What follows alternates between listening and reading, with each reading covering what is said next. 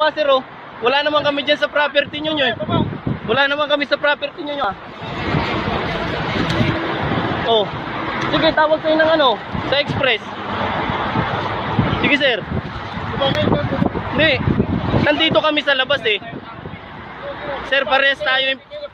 Sir, kung empleyado kayo, empleyado din kami. May karapatan din kami. Sige. Sige. Video natin. Oh, ayan sila oh. Sir Ramon. Ito mga to. Ayan. Sir Ramon. Pinapalis kami dito sa tabi ng express. Dahil hindi daw kami dito. Oh. Sir, wala naman kaming ginagawa, nagpapahinga lang kami. Oh.